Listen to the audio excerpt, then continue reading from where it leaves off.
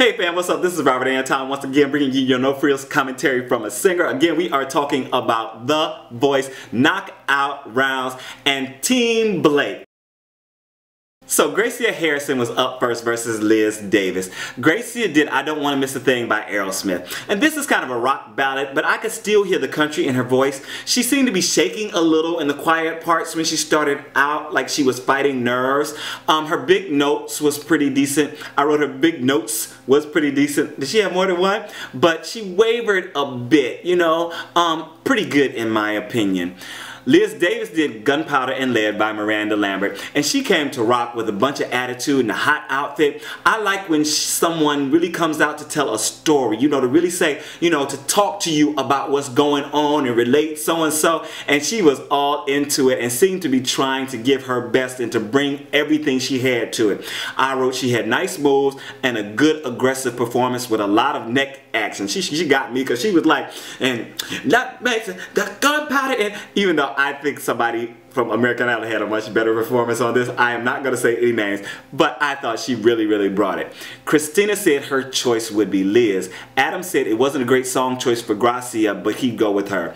Blake chose Liz because he said he has a better grasp on who she is as an artist, and she showed a lot of maturity and came off as the most ready. Now this is one thing that happened a few times, so I'm going to talk about it really quickly. She had a better grasp on who she is as an artist. Gracia auditioned, and wasn't this the one who was doing the yodeling and stuff like that? And she said, I want to show versatility in all this.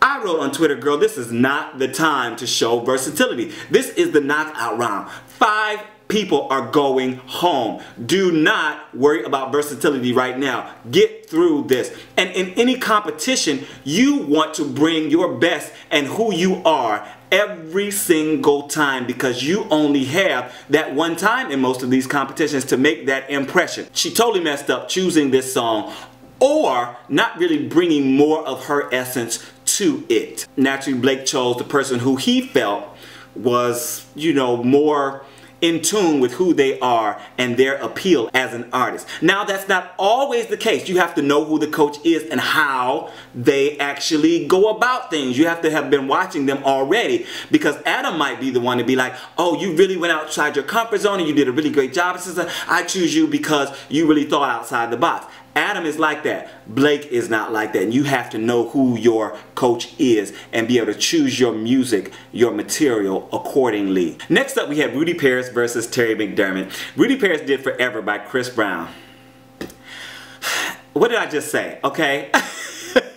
So he slowed this down and made it a ballad in the beginning, and it slowly picked up pace a little bit. Not much, just a little bit. I thought it was a good arrangement and very believable the way he approached it. But it was not a lot arranged considering what was coming, and I knew what was coming, so I was like, oh my God, what is he going to do with this song? And he did nothing. It just kind of laid there. Went nowhere for me, really. Terry McDermott, on the other hand, came up, did Maybe I'm Amazed by Paul McCartney. And the crowd went crazy when he started. He had such a high, clear sound. It was just great. It was really great. I didn't like his pacing back and forth, which CeeLo said he liked it. I didn't like it because for me it had no direction. He didn't have any reason to be moving. He was just walking back and forth as far as I was concerned. I didn't really like that. No real purpose in what he was doing. But he was really killing the vocals, so I could forgive just about anything else that he did because the vocal was off the chain. And I wrote, before I even knew what was going on, another TKO. Christina said Rudy wasn't sure about the connection with his song choice and chose Terry for his incredible range. CeeLo was amazed by Terry, and Adam said Terry was crazy good, and of course Blake chose Terry, and again he said because he knows who he is as an artist. Next up we had Collin McCloughlin versus Michaela Paige. Collin did Breakeven by The Script. He has such a nice voice, very clear and present. He was really taking it to the audience, especially one side. I thought he was talking to somebody in particular because he kept going back to this one like specific spot, right? He did lose the falsetto. Blake gave him this note about not losing his breath under the falsetto, and he was good through most of it, and then at the end he lost it, and I was like, that's obviously a point against him as far as Blake is concerned. But I did think it was great up till then. Michaela Paige came with Love is a Battlefield by Benatar, and I am quickly becoming a fan of her. I really am. She comes out strong and fierce with a specific look and knowing what she wants to do with her voice, her style, and her performance. The way she handled her phrasing in the verses was way beyond her years. And I wrote it was a nice, nuanced performance. It was good on so many levels, especially for her age, but for somebody who was 25, 30, 35, it was still just had so many good things going on so many levels. Christina said she couldn't wait to see Michaela perform and it was genuine.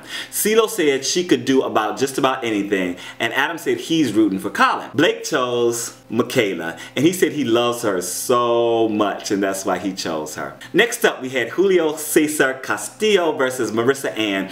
Julio did Somebody to Love by Justin Bieber, the second Justin Bieber song on this show tonight. He has a nice tone, but I wasn't catching all the words that were going on in his verses, right? And Blake warned him about that. His voice was soaring on the high notes, just really on top of them, no problems. Just seemed so natural. I wrote nice work. Marissaann came out with Lady Marmalade, Patti LaBelle, the original, okay? I was prepared for her and her sound from rehearsals because it sounded like she was seriously blowing in rehearsals, right? So she was out to prove something and was really singing the hello, if you know me, out of this song and slinging her ponytail and all that good stuff, just doing her thing. She has such a cutesiness about her that really worked with this, and Christina gave her a standing ovation. Of course, we know Christina did a cover of it also with Pink and Missy Elliott, and I forget who else. Who else was on this song? Tell me. And also make sure to thumb this up. Again, thumb it up if you're enjoying the commentary. Thank you very much. I really appreciate it. You can also Facebook it, Twitter, Tumblr, and all that good stuff. I really appreciate that also. They were all watching Christina during this performance and she said she was loving it. And like I said, she gave her a standing ovation on it. But Blake chose Julio to win. And he said it was because he had so much time already invested in Julio. That's a good enough reason, I guess. It's your team, Blake. You know, whatever. She won this hands down, but it's your team. Cassadee Pope was up next versus, who is she versus anyway? Suzanna Choffel. And Cassadee did Payphone by Maroon 5. I don't know what was going on with her in this, especially in the beginning.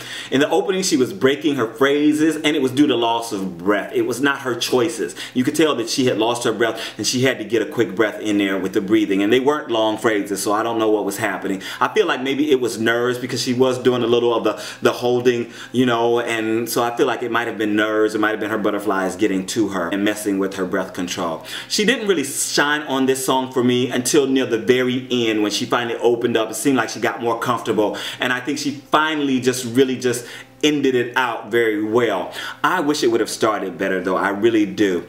Suzanna Choffel did Could You Be Loved by Bob Marley. And this has such a nice vibe, but I thought she should have chosen something with a little more grit. Again, it's a competition, and this might be cute when you're just doing, you know, any old performance or something as part of a set or something like that, but it's a competition and it's not a song for a competition. She sounded good enough on it and seemed to be having a good time, but it just really didn't go anywhere and she really didn't have a moment in it. And in a competition with 90 seconds or less to impress, you need to at least have one moment, and you should be trying to have 2, 3, 4 moments within the song, and it just did not happen on this. I thought she really shot herself in the foot on this one. Christina said she loves Susanna's song choice, but it was a hard song in a competition environment. Exactly what I'm saying.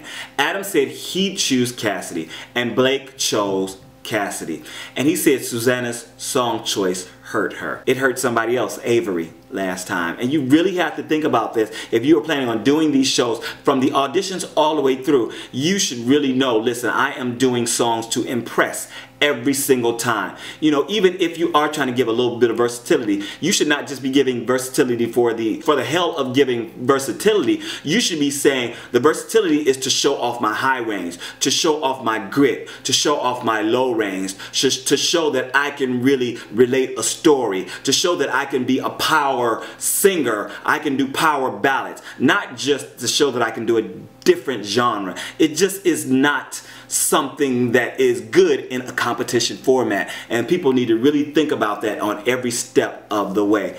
Okay, So I'm over. I'm finished with that. The live playoffs start next Monday and America gets to vote. And there's a 3-night thing going on next week with The Voice. And they're going to be doing Monday, Wednesday, and Thursday. Going up head to head against X Factor on Wednesday and Thursday. So you know what I will be watching on Wednesday and Thursday. I'll be watching X Factor if I can watch the reruns or the replay or The Voice on the Voice website afterwards. I will end up doing that, and then I'll do a commentary after I watch that. And I don't know how soon it'll be up. It might not be up till the next day, so I'll have to watch the next day. This is Robert Anton, robertanton.com. I am out. Tell me how you enjoyed, how you think the choices were, and tell me about your song choices. Tell me what you thought of these people's song choices. I am out. Peace. Oh, I wanted to say before I leave off that I am going to be doing a live show before the shows twice a week. So one before the X Factor, one before The Voice, at least. I might decide to do more, but I'm going to do at least one. So if you want to come in and hang with me from about 6:30 till about 7:30 before each show next week, or even tomorrow for X Factor, I will be here. So look for me.